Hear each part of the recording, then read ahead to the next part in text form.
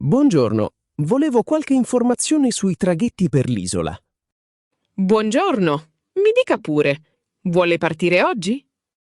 Sì, se possibile stamattina. Che orari ci sono?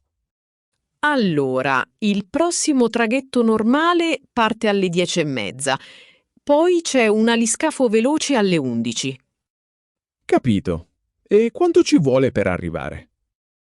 Col traghetto normale circa un'ora e mezza. L'aliscafo invece ci mette solo 40 minuti. 40 minuti è perfetto! Però il biglietto costa un po' di più rispetto al traghetto normale. Non è un problema. Quanto viene per una persona? Sola andata sono 22 euro. Vuole anche il ritorno? Sì, vorrei tornare nel tardo pomeriggio. Qual è l'ultima corsa? L'ultimo aliscafo parte alle 18, altrimenti c'è il traghetto normale alle 19:30. Mi sa che prendo quello delle 18. Così torno in tempo per cena. Va bene, allora le faccio andata e ritorno con l'aliscafo? Sì, grazie. Una cosa, da dove parte esattamente la nave? L'imbarco è al molo numero 3. Esce qui fuori e va a destra. Molo numero 3, a destra. Ok.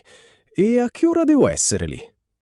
Le consiglio almeno 20 minuti prima della partenza, così sale a bordo con calma. D'accordo. Ho anche una valigia grande. È un problema? No, no, i bagagli grandi si lasciano al piano terra appena sale. Ah, ok. E i posti sono assegnati o ci si siede dove si vuole?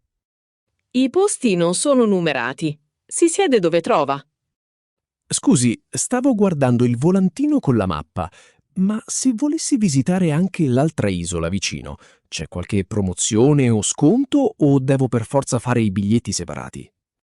Sì, c'è il biglietto giornaliero e costa 36 euro.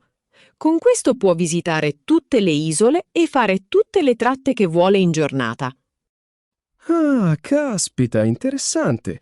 Allora quasi quasi prendo quello. Va bene. Per un passeggero? Sì, sono da solo. Pago con carta. Vada pure qui sul lettore. Ecco la ricevuta e il suo biglietto.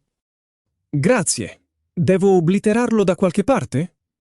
No, non serve. Va dritto alla banchina e mostra il biglietto al personale prima di salire. Grazie mille, molto gentile. Arrivederci. Arrivederci. Buona giornata.